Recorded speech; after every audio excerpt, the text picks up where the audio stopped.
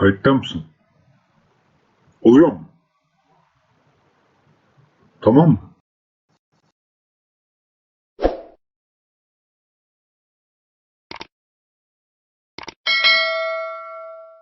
Başka bakış.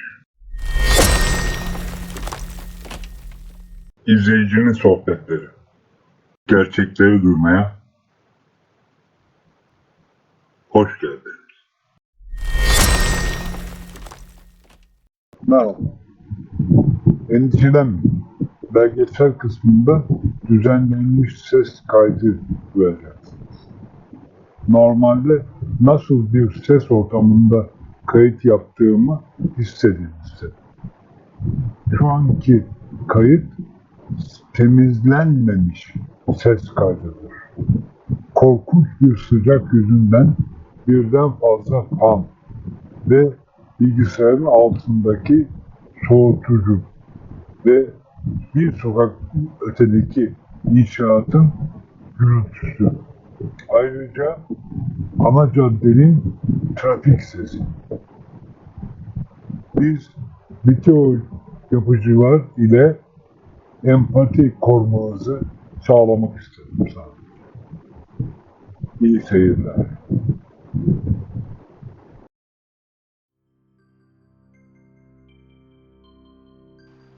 Ayasofya, 25.000 senelik rüya serimizin son bölümüne geldik. Bu serinin en fantastik sohbetine hoş geldiniz. Önceki videolarımızda realistik konularda konuştuk. Ama şimdi en uçuk konuların kapılarından içeri bakacağız.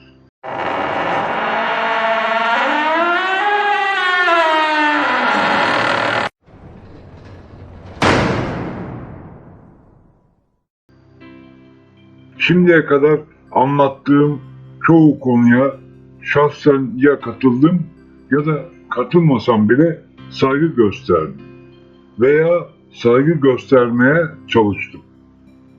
Ancak şimdi o kadar uçuk konulardan bahsedeceğim ki daha baştan bunların çok büyük bir kısmına katılmadığımı ve inanmadığımı belirtmek isterim.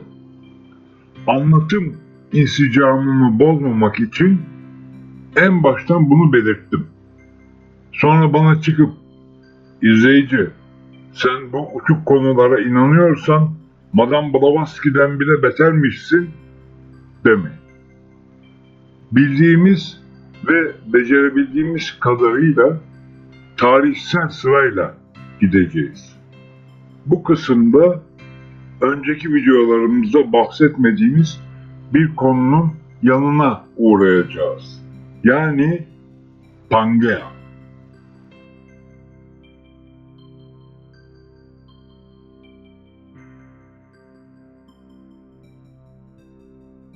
Pangea veya bir diğer deyişle Pangea, yeryüzünün tek kıtadan var olduğu, dört çağın ve aynı zamanda dördüncüsünün ve sonuncusu olan süper kıtanın ismi. Bu tek ve süper kıta parçalanınca bildiğimiz coğrafyaya yakın bir hale bürünüyor gezegenimiz. Pangea parçalansa bile arkaik çağlardan bugüne dek etkileri süregelen Gaia'ya isim anneliği yapıyor. Halbuki 2 milyon yıl önce insan ırkının olmadığını söylüyorlardı. Kelimeyi sonra topuklarından mı uydurdular? Gaia kim? Gaia, politeizmin, panteizmin ve paganizmin çok önemli bir aktörü. Yani bugün hala laf arasında kullandığımız toprak ana. Toprak ana ile ana tanrıça arasında farklılıklar var. Toprak ananın en etkin olduğu yerlerde L hatlarının kesişme noktalarının varlığından bahsediliyor. En ağırlıklı kesişim noktaları mesela İstanbul, Kudüs, Mekke, Krallar Vadisi, Urumçi, Taşkent, Naha, Okinawa, Richmond, Lima, Salisbury Düzlüğü, Kiev, Trablusgarp, Cezayir, Mersin ve benzerleridir. Bu binlerce L hatlarının kesişim noktaları aynı zamanda enteresan bir şekilde nelerin iz düşümü biliyor musunuz? Önce bir iz düşümü ifadesi ne anlama geliyormuş ona bakalım. TDK'nın internet sitesi Sözlük.gov.tr'ye göre iz düşümü ifadesinin iki anlamı var. 1.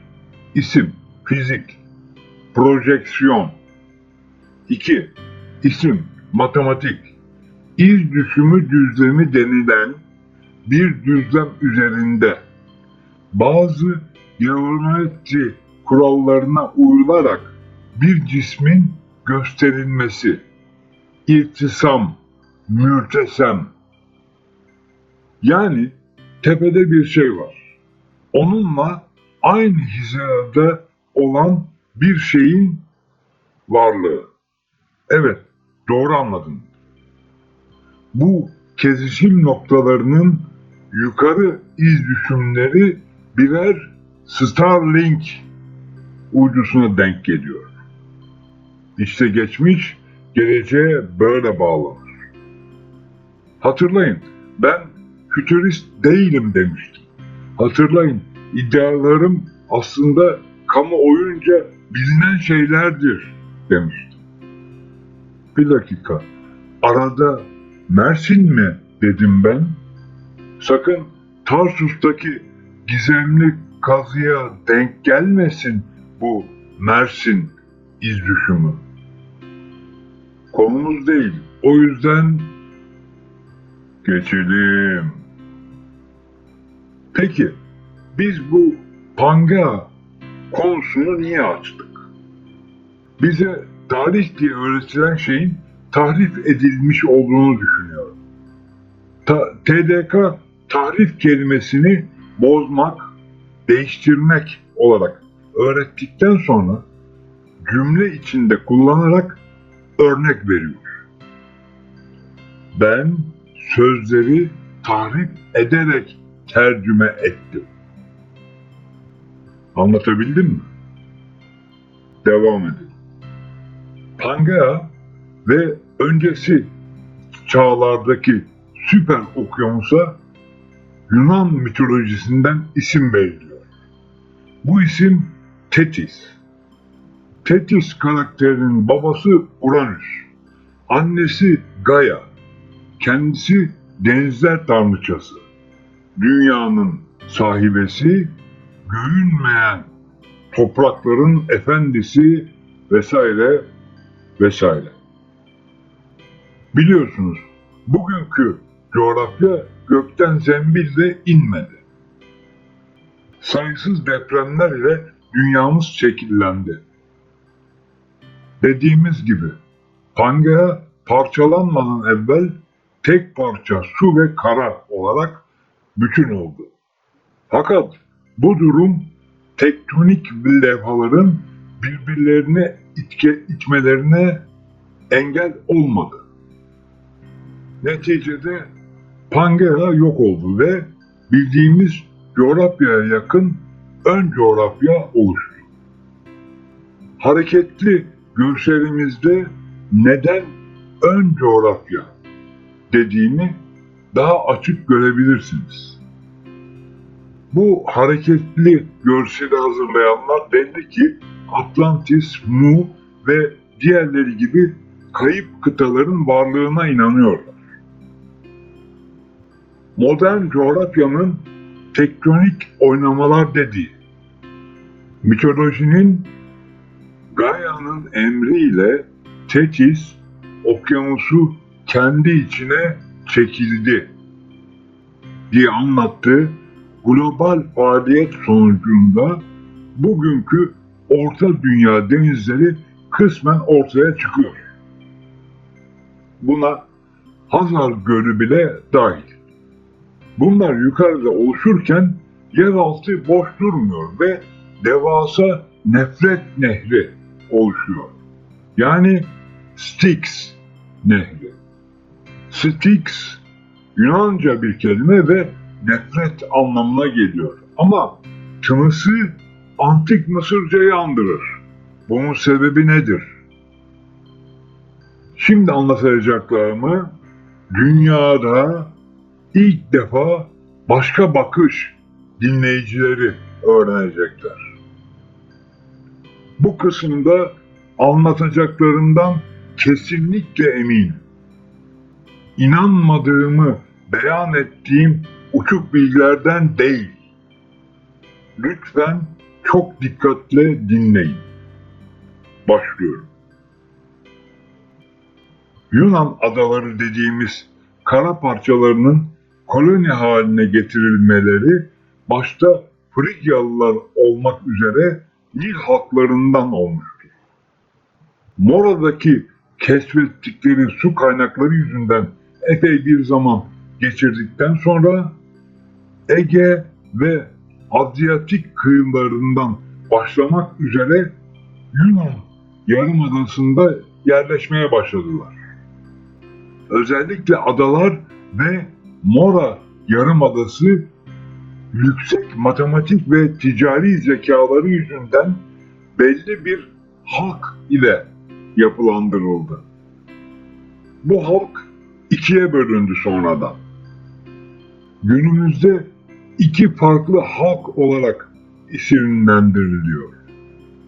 Hızlı yer değiştirme becerileri ve birebir göğüs göğüse mücadelede başarılı olan halkın torunlarına bugün çingeneler diyoruz. Yüksek matematik ve ticari zekaları ile bilimsellik alanındaki becerileriyle öne çıkan gruba ise Yahudiler diyoruz. Bu konuda gizli tutulan çalışmalar var. Avrupa halklarının asıl babası Hint asıllılardır. Ve bunu gizlemek için Yunan diye bir halk uydurdular. Ve yalan komplosu ile köklerini ve medeniyetlerini buna bağladılar. Yalan, yalan.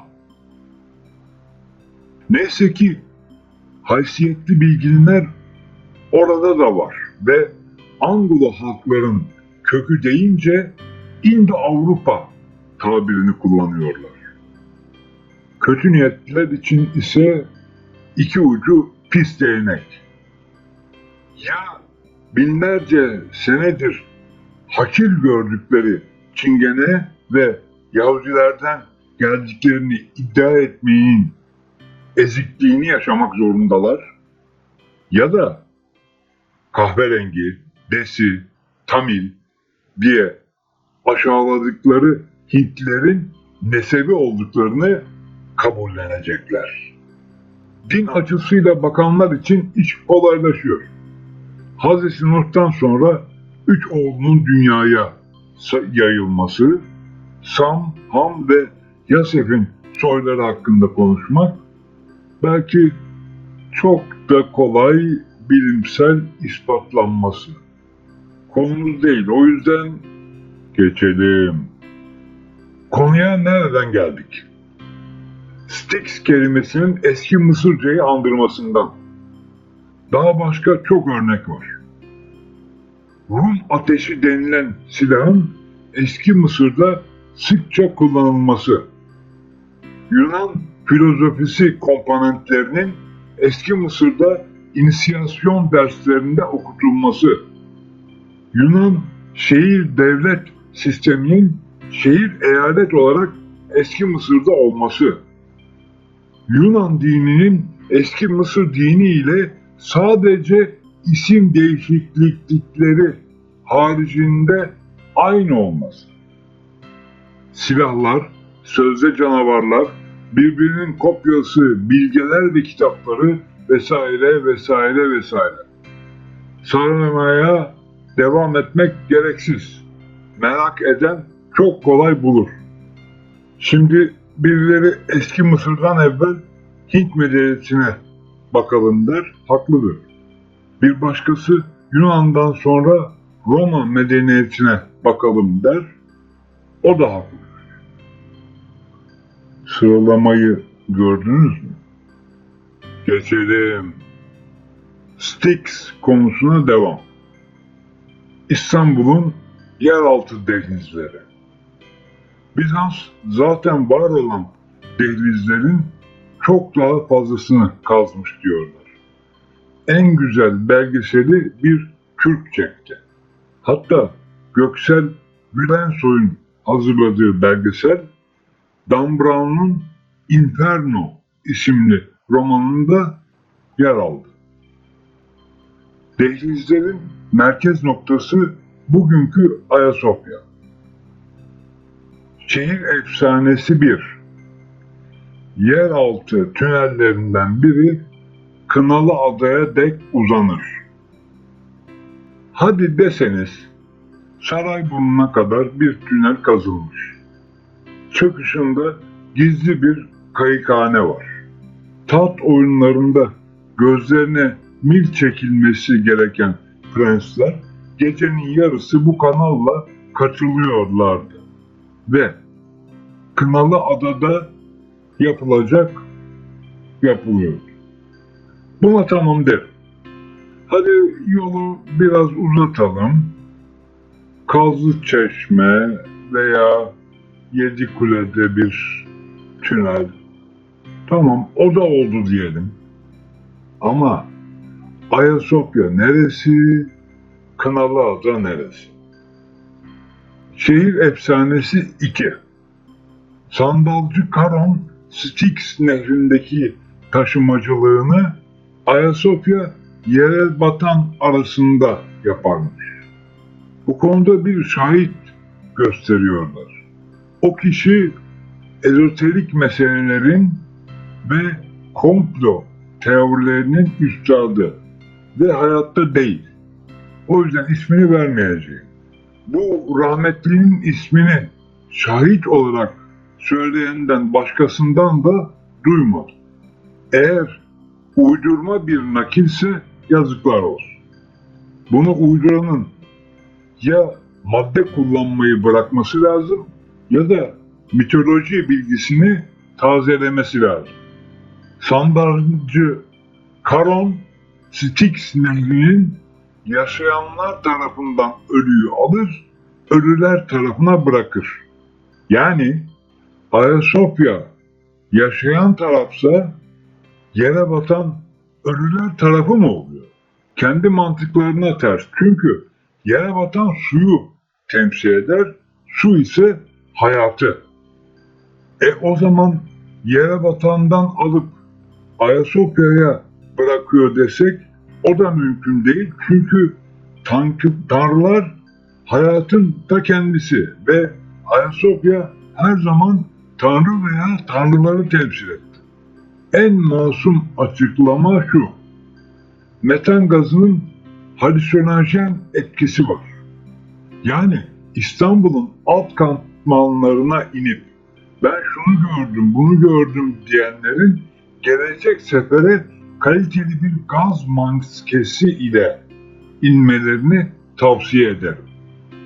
Şimdi gelelim Karon'un bir yakattan öbür yakaya yaptığı taşıma işine. Bu tipik Anadolu köylerimizde bile olan bir meseledir. Derenin bir yanı köydür, büyütelim ve buna polis diyelim, diğer yanı kabristandır. Haliyle bu teşbihte nekropolis oluyor. Bu tür konular sembolizm içerir. Uzatmanın anlamı yok. Styx'in ayak izlerinden takip edelim.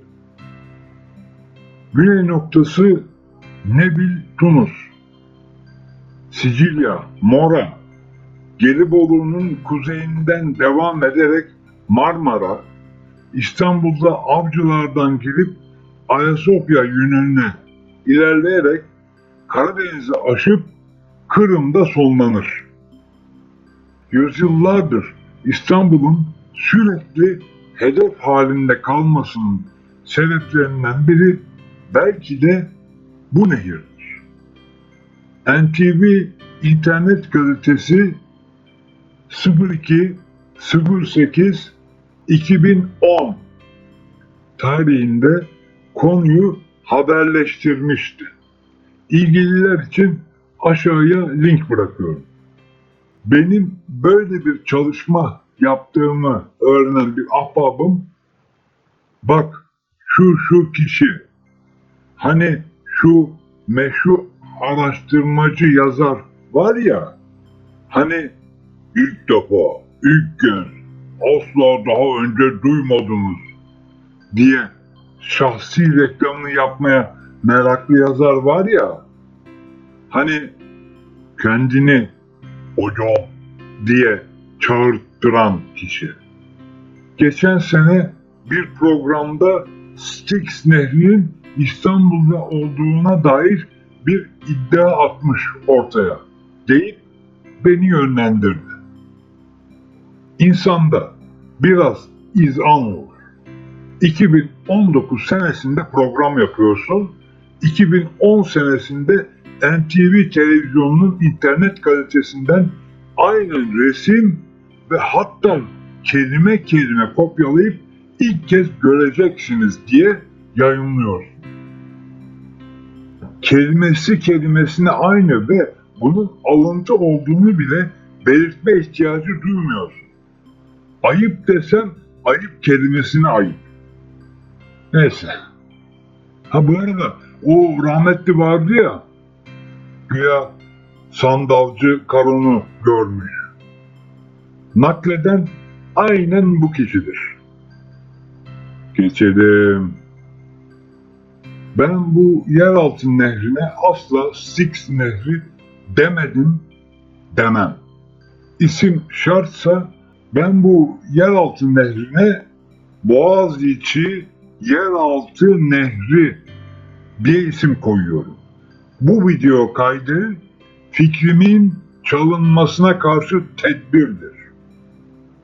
Boğaziçi Yeraltı Nehri'nin birçok özelliği var. Bunlardan biri bilinen en büyük nehirlerin altıncısı olması. İkincisi ki bence en önemlisi çok ağır su yapısına sahip. Bilgisayar oyunlarına meraklı dinleyicilerimin aşina oldukları bir tabir vardır. Döteryum. İşin kimyasına girmeyelim. Sudan enerji yapmak için lazım olan madde deyip geçelim. Okyanuslarda bulunur. Genellikle uranyumu soğutmakta kullanılır ama değerli bir kimya bilim adamı dostumun dediğine göre döteryumlu suyu soğutucu olarak kullanmak tuvalette kullanmaktan farklı değil. Öte yandan Leeds Üniversitesi'nin araştırmasına göre sırf İstanbul etabındaki döteryum miktarı Pasifik Okyanusu'ndakinden daha fazla olabilir. Acaba eskiler şimdiki bilginlerden daha farklı ilimlere mi sahiptiler? Eskiler bu ilimlerin ışığında İstanbul'u sahiplenmek için duydukları tutkuyu tapınakçılara, Gülhaç'a, Küle'ye, diğer masonik kuruluşlara miras mı bıraktılar? İsmi bilinmeyen en az 2 tufan olmuştu. Ön coğrafya artık oluşmuştu. Antropoloji, biyoloji vesaire ne derse desin, devasa canlıların, yumurtlayanların ve memelilerin beraber yaşadıkları bir gezegen vardı. Mitolojik beyaz kaplanın kılıç dişleri yukarıdan aşağıya değil ama alt çeneden sivriliyor, gezegendeki tek rakibi Tenazor'u tehdit ediyordu. Boyları 3 metreden 18 metreye değişen dev insanlar genellikle normal insanlara bulaşmıyorlardı. İşte bu yüzden devlerin varlığı daha şimdiden mitoloji oluyordu. Devlerden, T-Rex'ten veya beyaz kaplandan daha güçlü varlıklar geziyordu yeryüzünde. Bunlardan bir gruba Enok deniyordu. Rakipleri 50 oğulları Anunnakilerden daha göksel, meleksel tavırlarla geziyorlar. Asıl gıdalarının ne olduğunu belli etmiyorlardı. Yine de kullarından insan kurban etmelerini istedikleri için ambrozyalarının ve nektarlarının ne olduğunu anlayacak zekamız var. Enokların kendilerine has bir dilleri var. Hatta ses yapıları ve alfabeleri var. Dillerinin ve alfabelerinin ismi Enokyan. Yan eki Sami dil ailesinden bir ektir ve oğlu evladı onlardan olan gibi anlamları ifade eder. İşte burada İsrailiyat ve ben ve benim gibi düşünenlerin ayrıştığı nokta. Tevrat'ın 1. kitabında Hanok veya Enok ismiyle bir peygamberden söz edilir. Ve bu kişi ölümsüzdür ve zamansızdır. Biz bu fikre muhalifiz ve diyoruz ki Enoklular bir grup majikal güçlere sahip, bölgelerinde tek yaşayan, neredeyse kendilerini Tanrı ilan etmiş varlıklardır. İsrailiyat ve İslam birbirine bulansın diye çalışan gruplar var. Bu gruplar dünya halkları aptallaşsın diye çok çaba sarf ediyorlar. Buna Meryem suresini alet ediyorlar. Meryem suresi 56-57. ayetlerde Hazreti İdris anılır. Hazreti İdris hakkında yüce bir yere yükselmesi, acaba ölmeden huzura getirilmesi midir? Yoksa Miraç gibi bir durum mudur? Veya Hazreti İsa gibi yaşantısının askıya alınması mıdır? Ya da zamansızlaştırılması ve belki de Hızır'a dönüştürülmesi mi söz konusudur? Tartışmalı olan bu konu İslam alimlerinin işidir. Ajanların ve çakma medyumların işi değildir. Bizim bu konuda söyleyeceğimiz tek söz Enok canlısı ile Hazreti İdris'in aynı kişi olamayacağıdır. Enok, en azından İstanbul Enok'u, Ayasofya'nın ilk kurucusu varlık, ne cin ne insan olan bu güç, bu açlık, hiçbir şekilde ne bir tanrıdır, ne bir peygamberdir, ne de göksel bir varlıktır. Hele ki antik astronot teorisi denen saçmalıkla alakası bile yok. İsrailiyatta nefilim gibi melekut ile ilişkilendirilmeye çalışılmıştır. Aynen rakipleri Anunnakiler ya da teslisin her türlüsünden olanlar gibi. Güya tanrılar bir sürü. Bunların evlatları var, melekler. Bunlar herkese insanları döllüyorlar. Bir grup melekut tanrılara karşı gelip ceza olarak yeryüzüne fırlatılıyorlar bazı öykülerde. Bunların kanıtları alınmış oluyor. Vah vah. İnsanlarla melekut birleşince 135 metrelik devler doğuyormuş. Bir kadın doğum uzmanı ahbabımın yaptığı hesaba göre bu nefilimlerin anaları olan dev analarının 1 kilometre olmaları gerekiyormuş.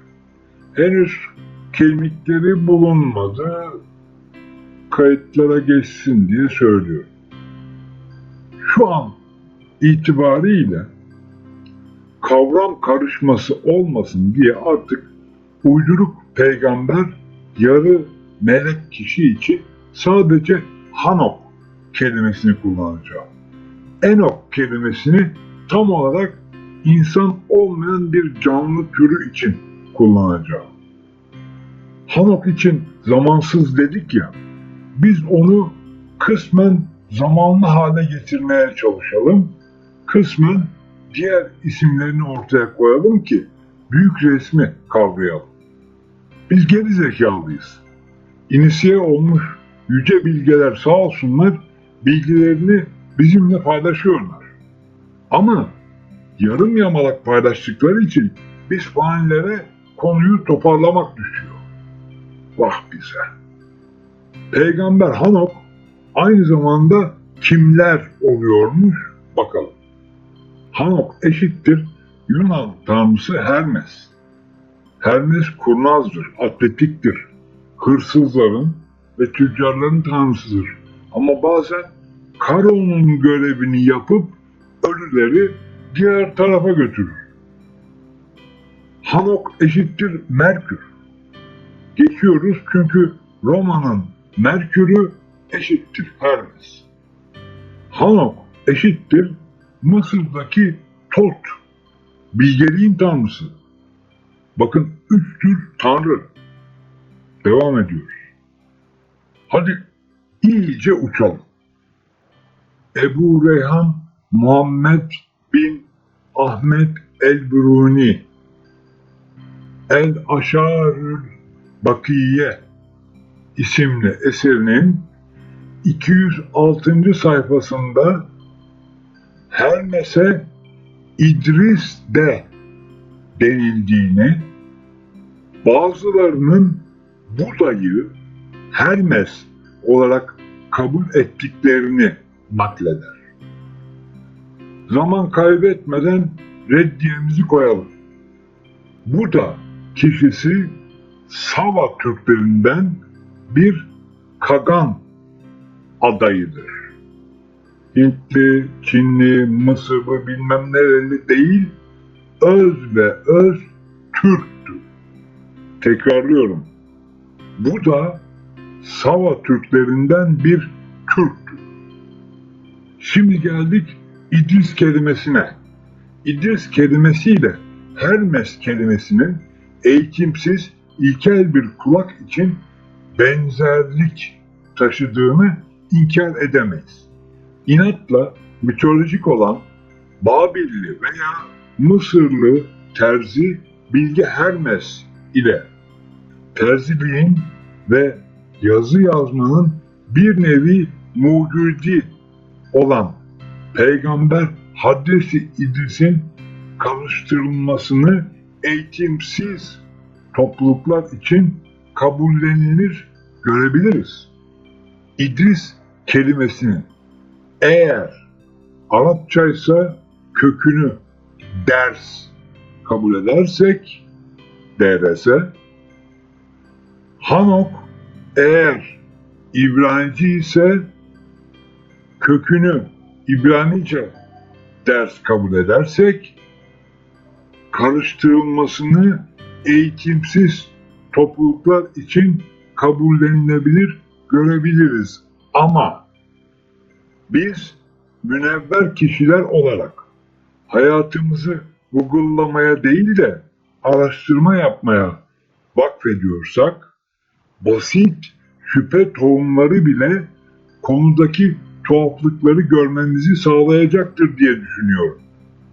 lütfen artık Hazreti İdris ile şunu bunu karıştırmayalım. Biz dönelim Enoklara.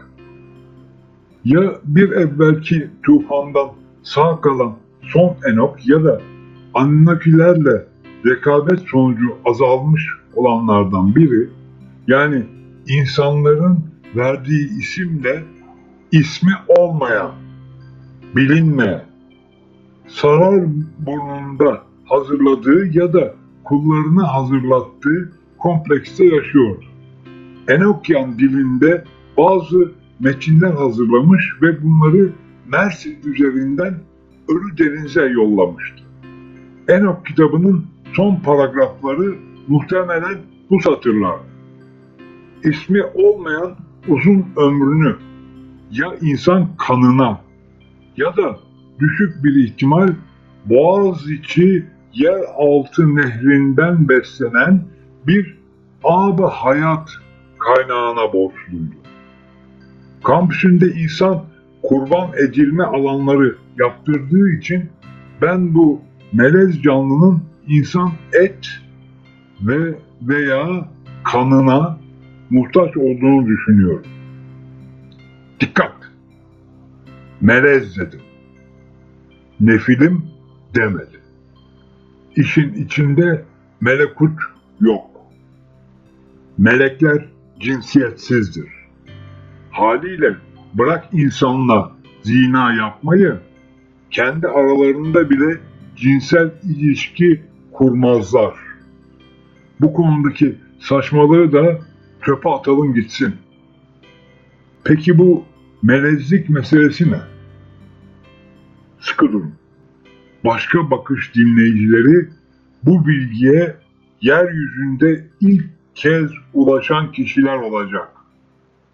Yumuşak giriş yapmak mümkün değil. Doğruca anlatmaktan başka çare yok. İnanıp inanmamak size kalmış. Ben de bu bilgiye ulaştığım zaman inanmak konusunda ciddi güçlük çektim. Çünkü akla mantığa tamamen zıt gibiydi.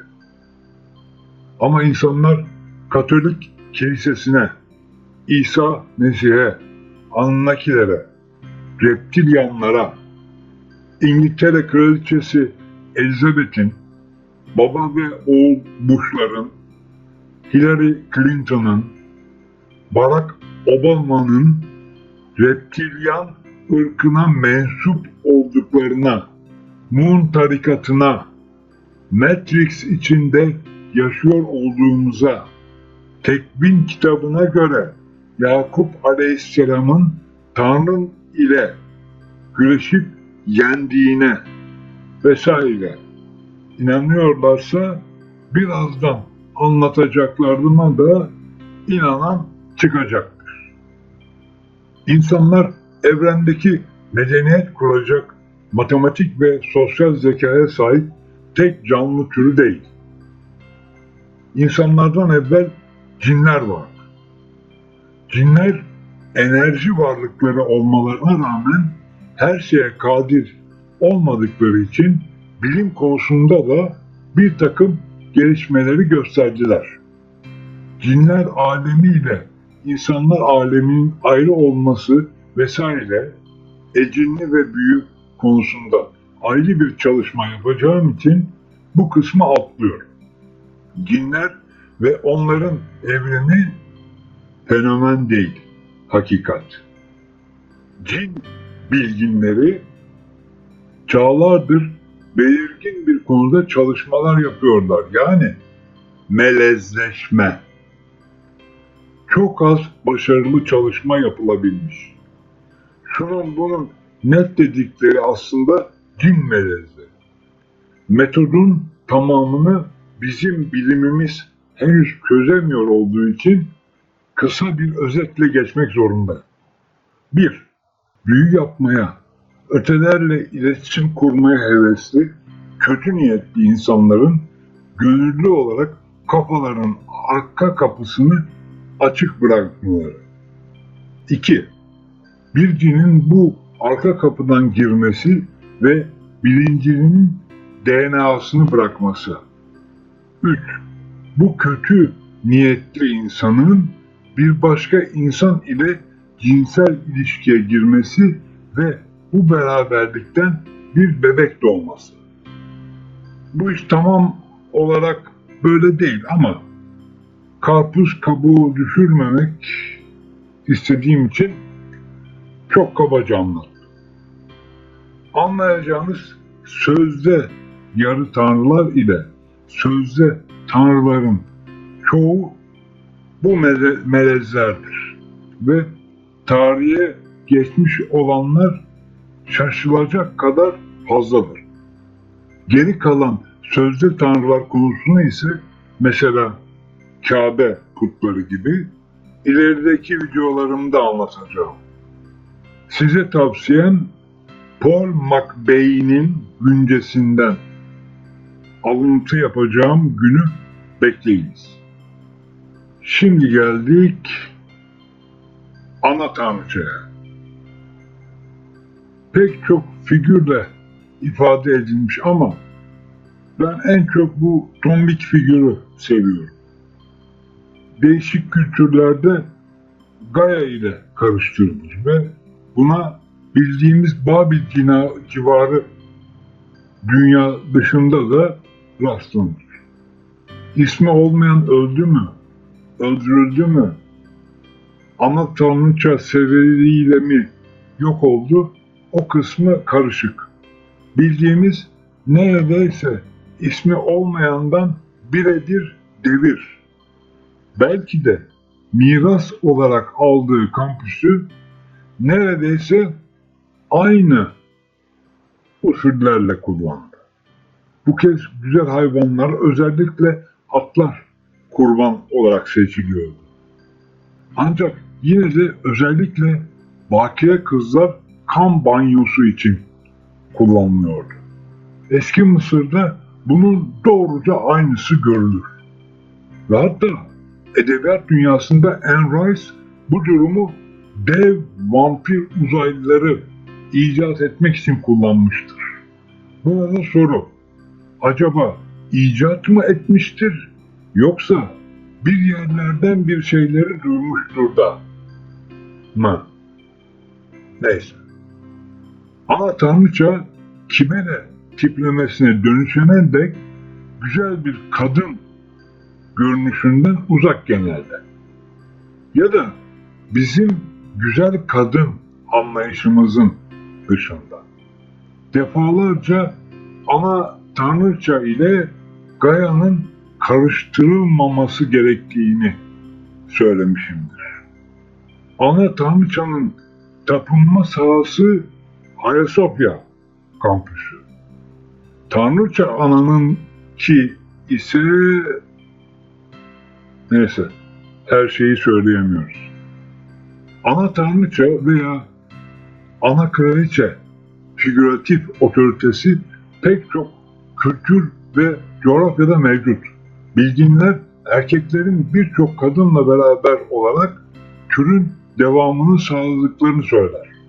Bu durum Gaia'nın sürekli dünyayı doğuran hamile kadın tiplemesiyle tasvir edilmesine yol açar. Kültürel rakibi ana tanrıça ise her an doğum yapmaya hazır bir tombalak. İlkel İstanbul'daki erkek bebek üretimindeki rolünü biliyor. Kabile komşu sözde tanrıların kavimleri karşısında devam etmeli. Hem savaş ve yağma hem de av ve toplama ve hatta tarım ve hayvancılık devam etmeli. Ana tanrıça bu işin çözümünü buluyor. Erkek kadının koynuna girerek hem mutlu hem de ibadet etmiş olacak. Bu durum kadının çok eşliliği çocuğun sahibi olmasını da sağlıyor. Kız nüfusunun dengelenmesi gerekiyor. Ama tanrıçaya insan eti sunmanın yeri Bizans zamanındaki milyon taşının yaklaşık yeri. Ama tanrıça çok ama çok uzun bir süre hükmetti. Bugünden 25.000-20.000 ila 5.000 civarı bir zaman aralığı. Bilginler Avrupa için bugünden 14.000 sene evveline kadar izini sürmeyi başardılar. İstanbul tek başına bir Avrupa'ya bedel tarihi barındırıyor. Aslında bu nokta biraz arkeoloji, kronoloji ve antropoloji gibi bilimlerin karasularında yüzmek lazım. Ama ekibim videolarımın uzun olduğundan yakınıyorlar. Evet, onları size şikayet ediyorum. Neyse. Neydi veya kimdi İstanbul'un ana tanrıçası? Magna Mater, yani tanrıların anası kimdi? Bir tanrıça mı? Bir uzaylı mı? Bir insan mı? Ya da başka bir melez mi? Bu melez sürekli farklı biçimlerde mi göründü? Çünkü hep aynı yer ama hep farklı yüz ve bedenlerin heykelcikleri. Yoksa bu melez kendi türünün soyunu binlerce yıl devam mı ettirdi? Yoksa insan ve hayvan etiyle beslenen bir varlıktan mı bahsediyoruz? Hani Kabala'nın versiyonlarından birinde akıllı canlılar üçe ayrılır ya, insan, melek ve vampir. Hani Anne Rice dev vampirler fikrine aşık olmuş ya, kim bilir? Bizim iddiamız sonradan tanrıların anası Kibele ismine ve güzel bir insan kadını figürüne kavuşan ana tanrıça bir türün devamıydı.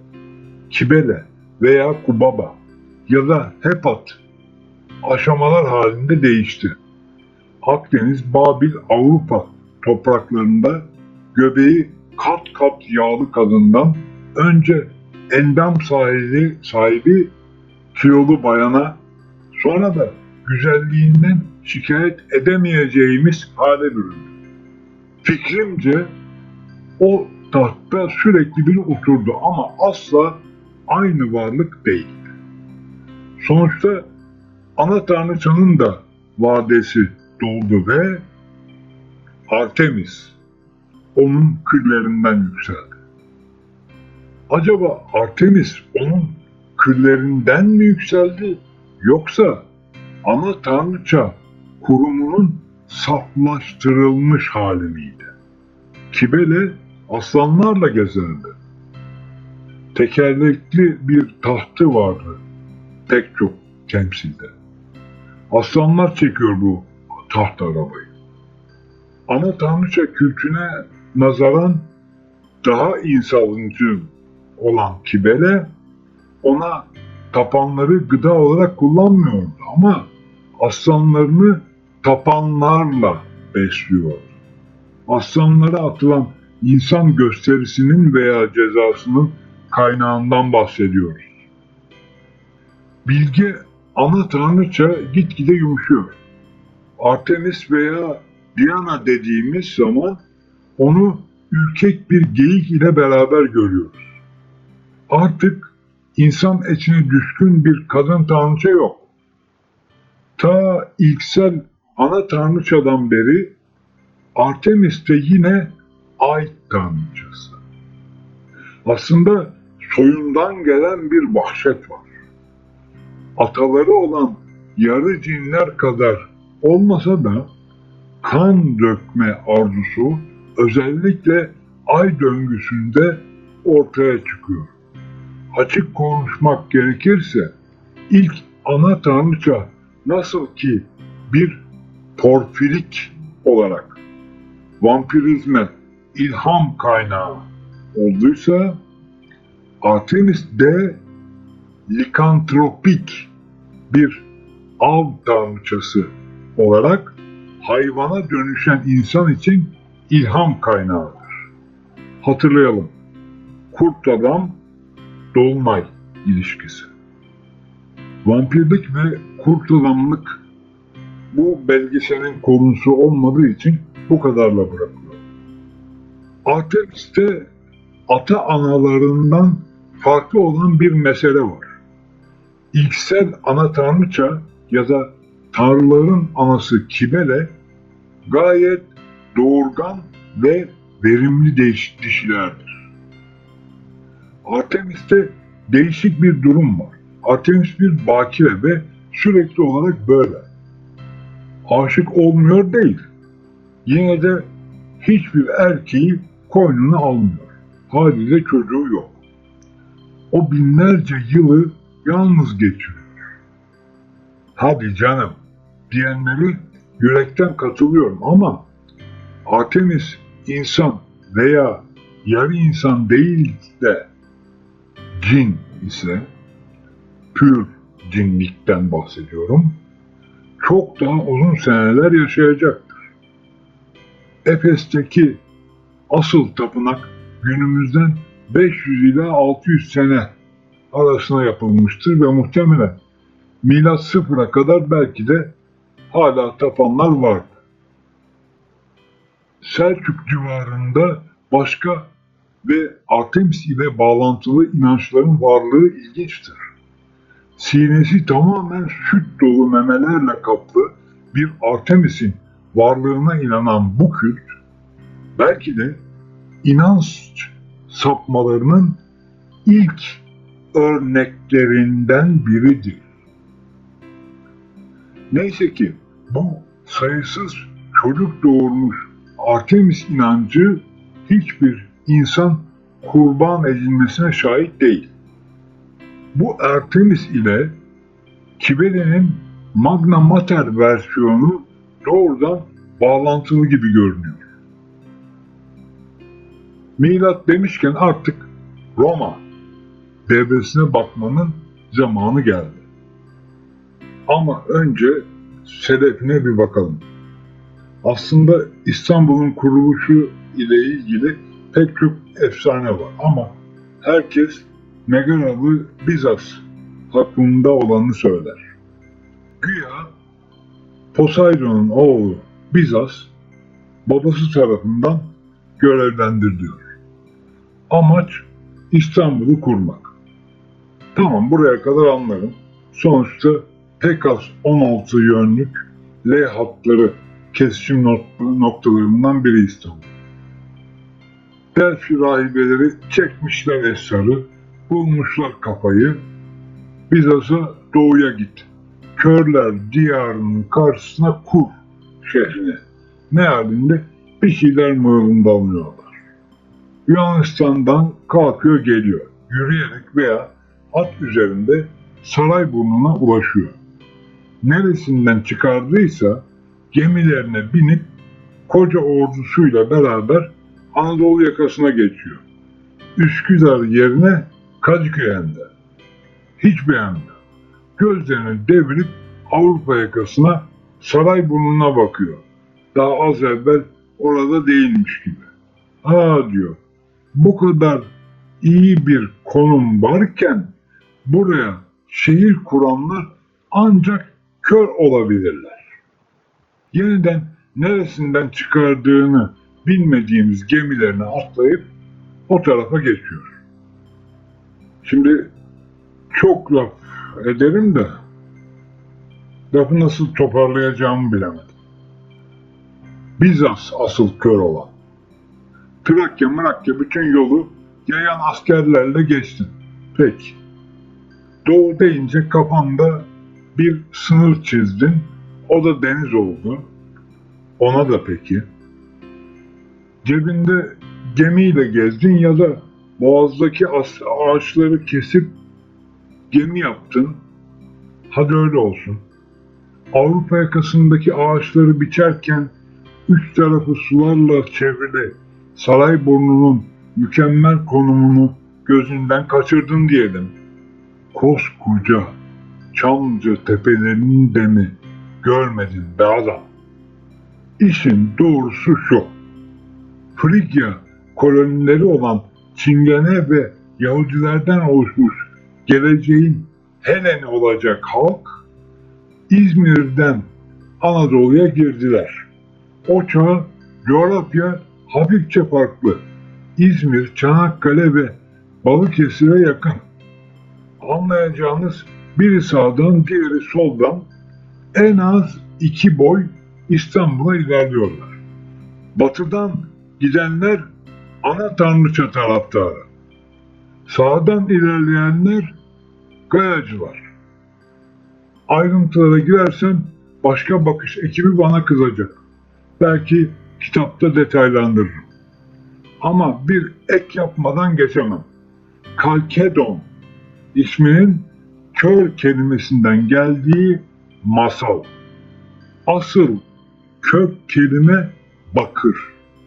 Karşı çaprazında da bakır olduğunu unutmayalım. Bakırköy'den bahsediyorum. Sonuçta Büyük Konstantin İstanbul'a geldiğinde hazır olarak 2 kent ve tek şehir olarak İstanbul aslında var. Avrupa yakasında Bizantiyon ve Asya yakasında Kalkedon. Konstantin bir rüya görüyor. Rüyasında Apollon güneş formunda onunla konuşuyor.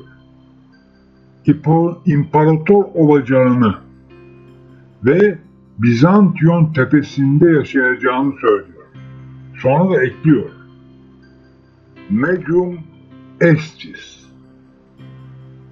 Bu kısa cümle sen bensin gibi bir anlama geliyor. O zaman Konstantin imparatorluğun fiili başkenti olan İzmit'te ve henüz 19 yaşına girmiş. Kafasına koyuyor genç Konstantin. Tarih dersine girersek çıkamayız. O yüzden şunu bilelim yeter. Üsküdar açıklarında eniştesi 59. İmparator Licinius'u 324 senesinde mağlup eden Konstantin için artık İtalya toprakları umursanacak bir halden çıkmıştı. Tek arzusu Sarayburnu sırtlarıydı. 330 senesinde Bizantiyon'un ismini Nova Roma olarak değiştirip imparatorluğun başkenti yaptı. Güya mükemmel bir Hristiyan olan Konstantin XP yani Çiro armalı para bastırdı anasını susturmak için. XP o zamanlar Hristiyanlık sembolüdür. Doğrudan Mesih'i temsil eder. Biraz aklınızı çalıştırın. Nerelerde rastladık bu sembole ya da onu andıranlara? Neyse. Fakat çok geçmeden hayalini kurduğu sikkeyi de bastırdı. Görselde onun güneş sembolü yani Sol Invictus haliyle göreceksiniz. Hikayenin anne kısmı belki daha ilgi çekici. Helena oğluna baskı yapmıştı. İmparatorluğun resmi dini paganizmden Hristiyanlığa geçmişti. Çakma Apollon Konstantin öngörü sahibi bir liderdi. Yeni dinin eskilerin yerini kolayca alacağını fark ettiği için bu kararı vermişti. Annesi Helena dar görüşlü bir Hristiyandı. Filistin'e hacca gitmişti. Dönüşünde eserlerle gelmişti. Bu sebepten Ortodoks Kilisesi onu azize ilan etmiştir. Ancak torunu Konstans ile beraber ava çıktı ve evcil olarak bir geyik ile gezdiği söylentiler arasında. Ben bir şey anlamadım. Siz anladınız mı? Şaka bir yana 80 yaşındaki Helena Hristiyanlık için kutsal emanet sayılan her şeyi topladığını iddia etti. Buna gerçek haç dahil. Bugün hemen hepsinin sahte olduğunu biliyoruz. Bu serimizin ikinci videosunda demiştik ki, bu arazi bir pagan, eğitim, kurban ve ibadet alanı. Sadece Helen ya da Mısır Panteonu'ndan bahsetmiyorum ve açıkçası isimlerini bilmiyoruz ama kalıntıları var demiş ve eklemiştik. Tırnak içinde söylüyorum çünkü ismini bilmiyoruz. Bilinmeyenin leyline'larının Türkçesiyle hat çizgilerinin kesişme noktası büyükçe bir projeksiyon alanıdır. H harfiyle sembolize edilen bu varlığın kaptırmayı reddedeceği bir yerden bahsediyoruz. Yine de kaptırıyor. Ana tanrıça Mısır'a göçmeden önce binlerce sene ismi bilinmeyenin tahtına oturuyor. İnsan etine ve kanına duyulan açlık aynı. Görselde hani benim sevdiğim taht olarak iki aslanın arasını kullandığı gözünüzden kaçmamıştır. Zaman durmuyor. Taşlar yontulmuyor artık. Neolitik çağ aşılıyor. Daha insancıl bir anne lazım. Yoksa Gaia gelecek ve insanlarla güç birliği ederek her soyunu tamamen bitirecek. Kibele ve hemen ardından geyikçi ay tanrıçası Apollo'nun ikizi Artemis ortaya çıkıyor. Artemis ve bakire rahibeleri nasıl oluyorsa aynen Konstantin'in annesi Helena gibi fakirlere hediyeler vermiş, mahkumları serbest bırakmış ve mütevazı kıyafetlerle insanların arasına karışmıştır. İlginç. Helena'nın bir sıfatı var. Aziz Ambros, Helena için iyi hizmetçi lakabını takmıştır. Buradaki iyi kelimesi işini beceriyle yapan anlamında değil, yüreği iyilikle dolu olandır. Öte yandan hizmetçi kelimesini ilk kullanan ise Eusebius. Tamam. Detay yasak. Madem öyle zamanı hızlıca ileri saralım ve tapınakçılar konusuna gelelim. Süleyman emanetlerini ele geçirmek konusu Baphomet için kesin bir takıntıydı. Kendine bağlı tüm kültlerde bu amaca yönelik emirleri veriyordu. Ancak hiçbir kült tapınakçılar kadar amaca yaklaşamadılar. Baphomet hanların her biri birbirleriyle hücre bazında bağlantılılardı.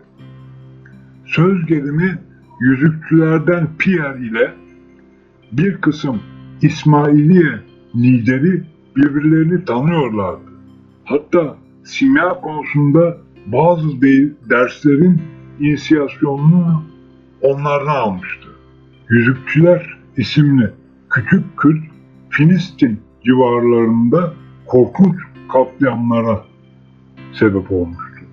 Nihayetinde sadece kaçarak o sağ kaldı. Yeni bir masonik hücre kurması gerekiyordu. Bunu Tanrısı emretmişti.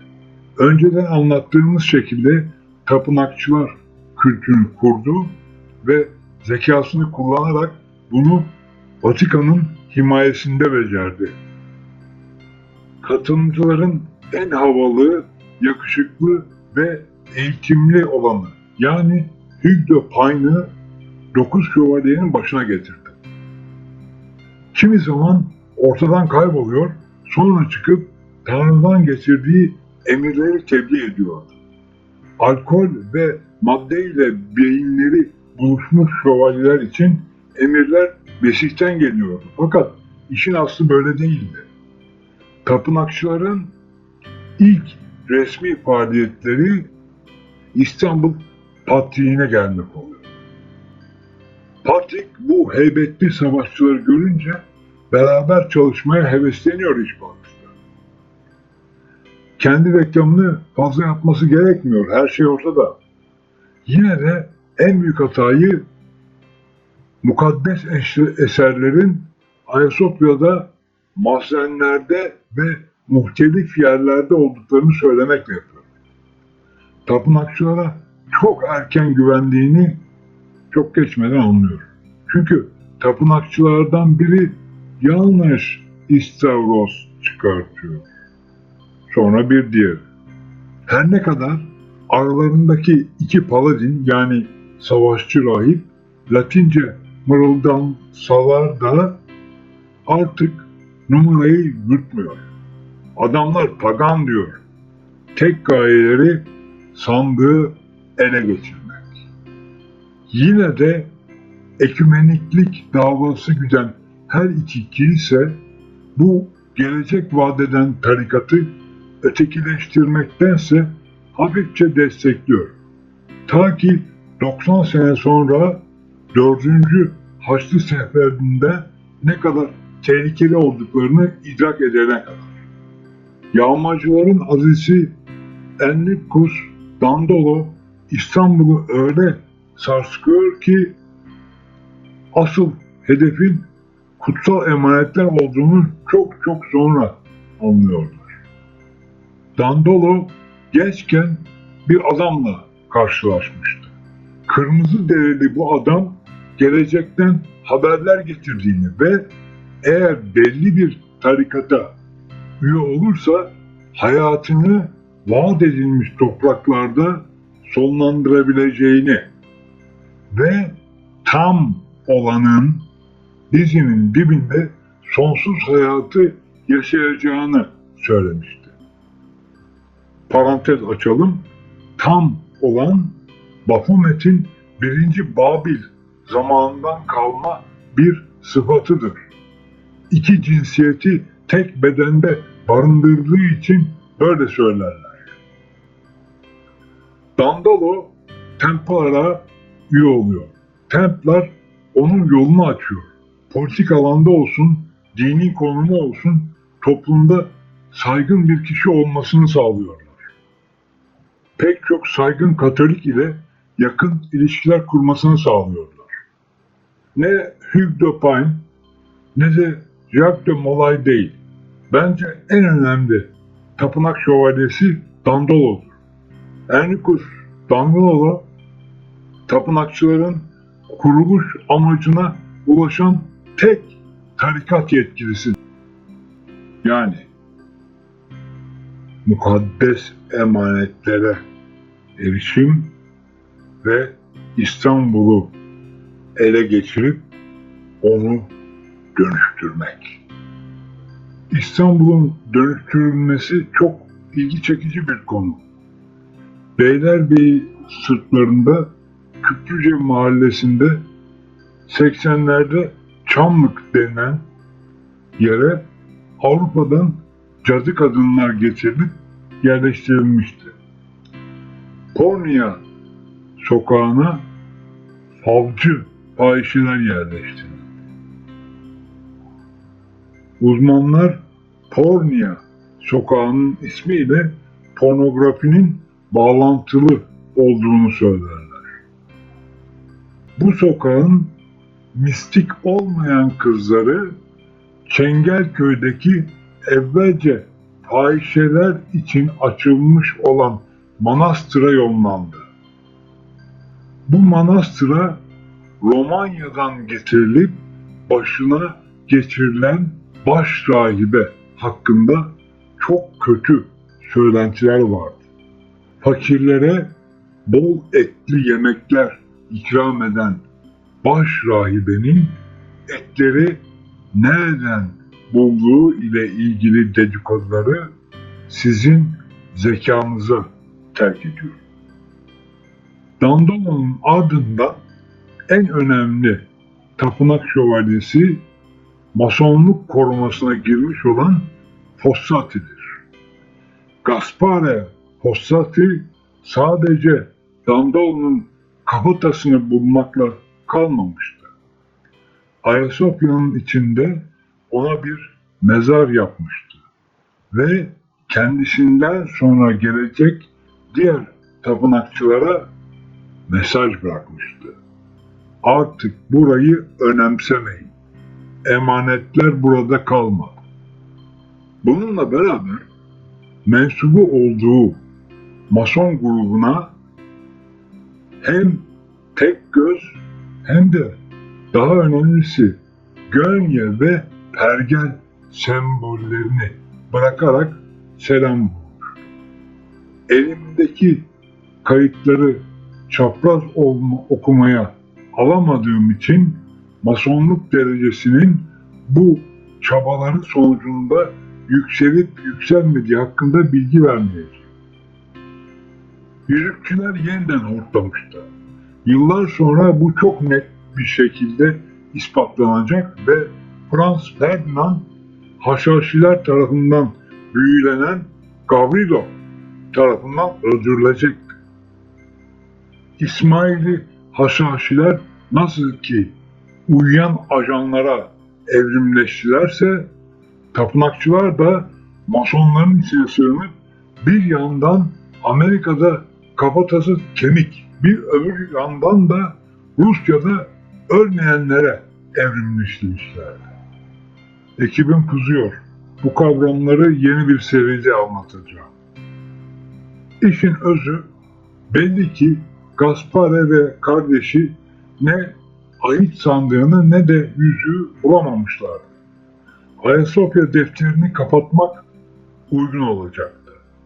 Bu nedenle tavandaki melek resimlerini sıvadılar ve Dandolo'ya sahte bir mezar yaptılar. Yine de Germenler bu konuda rahat değildiler. Gülhaç'ın kanatları altına giren Otancılar bir süre sonra devam ettiler. 8 sütunlu, 8 sembollü, tek gözlü büyü yapmanın gerektiğine inandılar ve sonucunda önce İzmir Palas denemesi fiyaskoyla sonuçlandı. Fakat Alman Çeşmesi denemesi Sultanahmet Meydanı'nda bazı tuhaflıklara neden oldu. Adam otları vakfak ağacını terk ederken binlerce yıl evvel Apollon Tapınağı'nın olduğu lokasyonda kurt boğan otları peyda oldu. Gece bekçilerinin korku dolu raporları Şehir-i Eminlik tarafından hasır altı edildi. Bu iki ot grubunun birbirlerini av ve avcı misali takip ettikleri ve acayip çığlıklar attıklarına dair bu raporları yazan bekçilerin bir kısmı çıldırdılar. Kısa bir süre sonra dikili taş, çemberli taş, yılanlı taş üçgeni. Yılan ve çıyanların işgaline uğradı. Sadece bir gece içinde yılan ve çıyanlar otları yediler ve konu sonuçlandı. Benim çözdüğüm Almanlar da İsviçreliler kadar asıl hedefe ulaşamadılar. Sıra Anglo-Saksonlara gelmişti. Lord Curzon der ki, Ayasofya 900 sene boyunca bir Hristiyan kilisesi olarak kaldı. Yeniden aslına dönmesi gerekiyor. Bunu söylerken elinin tabancasında olduğuna şahitlik edenler var. Bunun üzerine Patrik vekili Osmanlı ile olan ilişkisini keseceğini söylüyor ve ekliyor. Her ne kadar siz bizi, biz de sizi pagan kabul etsek de eminim ilahiyat konularında mutabık kalacağımız noktaya geleceğiz. İstanbul, Rum olmadıkça Doğu sorununun hallolmayacağı kesindir. Bu sohbetin neticesinde Ayasofya'daki hilalin haç ile değiştirilmesine karar veriliyor. Ama mütareke komisyonu reisi olan Galip Kemali Bey durumu derhal Yenibahçeli binbaşı Şükrü Bey'e rapor ediyor. Karakol Cemiyeti'nin bu gözüpek ajanı, hücum taburu komutanı Şükrü Bey kesin bir şekilde kararını veriyor. Bu yapılacağına dinamitlerim, Ayasofya'yı yok eder. Galip Bey talimatı alıp İngiliz, İtalyan ve Fransız komiserleriyle toplantı yapıyor. Durumu çok net açıklıyor. Hatta bir perdenin ardından binbaşı Tevfik Bey burayı tahrip edeceğiz, bilesiniz diyor Fransız yetkisine. Abdülhamit II çoktan vefat etmişti. Ancak heyetin tarifiyle kurduğu teşkilat hala gücünü koruyordu ki düşman kuvvetler korktular ve askerlerini dizerek tek bir yerel Rum'un bile Ayasofya'nın yanına yaklaşmasına müsaade etmediler. Aynı günlere dair tarihçi Cemal Kutay şunları yazmıştır. Ayasofya'ya karşı herhangi bir tecavüz silahla karşılanacaktır. Üstün kuvvetlerle hücum arasında mukavemet kırılacak olursa minarelerine çan, kubbesine haç takmalarına fırsat verilmeden Ayasofya dinamitle berhava edilecektir. Derler ki Ayasofya'nın dehlizlerinde hala o zamandan kalma unutulmuş bombalar vardır. Yerlerini ben söyleyemem. Siz de ilgilenmeyin. Sadece şunu bilin, bilsinler. 5. gücün en korkutucu, en yıldırıcı kuvveti bugün hala İstanbul'dadır. Kimi 10.000 yıldır, kimi 50.000. İhtiyarlar heyetinin bilgeliği hala Türkiye'nin, hala İstanbul'un üzerinde. Kimi zaman hata edilir, dip dalgaya ihtiyaç duyulur ama Abdülhamit Han'ın dediği gibi çam da bizim, kozalak da. Şimdi gelelim Amerikan hamlesine. 8 ağızlı ejderin ne olduğunu biliyor musunuz? Aslında çok aşina olduğunuz bir sembolden bahsediyorum. Tapınakçıların haçı antik zamanlardan gelen bir semboldür. Tapınakçılar için hala ağıt sürüyor ve Katolik kilisesine yani papalığa hala lanet okunuyor taraftar olanlarınca. Hani yakılma meselesi vesaire tapınakçıların yok edilmeleri konusundan bahsediyorum. Ama aslında tapınakçılar asla yok olmadılar. En sıkıntılı anlarında mimarların arasına saklandılar. Siz kimlerden bahsettiğimi gayet iyi biliyorsunuz. Tapınakçılar yeraltı faaliyet ve eğitimlerini haliyle acemi bulmaya devam ediyorlar. Bu acemiler mertebe atladıkça, mesela Aynaroz'daki Athos Dağı Manastırı'nda inisiyasyon alacak seviyeye kadar çıkabiliyorlar. Sonuçta şövalye oluyorlar. Bunlardan birine yoğunlaşalım şimdi. Athos Manastırı inisiyelerinden Thomas Whitmore. Amerikan Bizans Enstitüsü'nü kuruyor. Tufts Üniversitesi'nden mezun bir arkeolog kendisi. İkinci bir Fossati vakasından bahsediyoruz. Atatürk'ü aşamalı olarak ikna ediyor. Önce Ayasofya mozaiklerinin bakıma muhtaç olduğunu söylüyor. Sonra zemin, nişler, sütunlar. Haksız değil. Sonra işin politik kısımlarında konuşuyor çevre.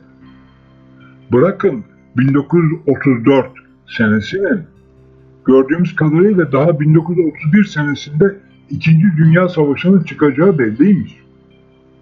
Her iki tarafın gazabından kaçınmak için Kariye ve Ayasofya gibi yerlerin müzeleştirilmesi çözümünü topuğundan buyduran bu tapınak şövalyesi olabilir mi acaba? Fossatiler mason ve tapınakçı. Whitmore mason ve tapınakçı. Biri kubbedeki melek figürlerinin üzerini sıvayla kapatıyor. Diğeri aslında bütün camiye dönüşmüş eski kiliselerin müzeye döndürülmesiyle ilgili bir planla gelirken özellikle niş ve tünellerle ilgili çalışma yapıyor.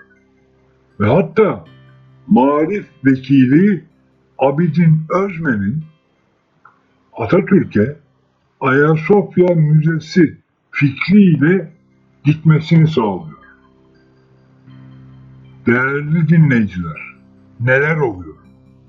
Büyük bir plan var da biz görmekten aciz miyiz?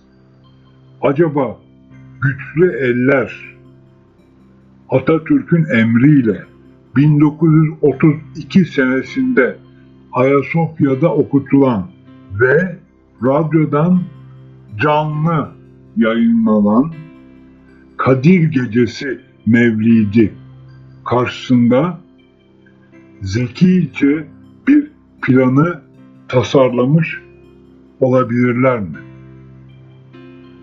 Bizim anlamadığımız, bizim bilmediğimiz ne var Ayasofya hakkında? İnsan olmayanlar, muhteris insanlar, fanatik inançlılar, gizli örgütler, herkes peşinde ve o bizim. Dediği gibi 2. Abdülhamit, Çam da bizim, Kozalak da. Dediği gibi Atatürk'ün, geldikleri gibi giderler. Niye biliyor musunuz? Görsele bakın. Fatih Sultan Mehmet Han neyin üzerinde duruyor? Anlayın. İşte bu yüzden. Bu müthiş belgesel serisine zaman ayırdığınız için sizin namınıza size teşekkür ederim. Doğrusunu yaptınız.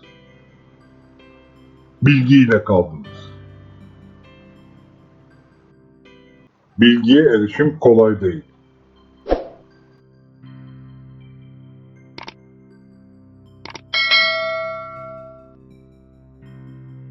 Kanalımızın devamı için abone olmanız ve beğenmeniz şart. Zamanınız için teşekkürler.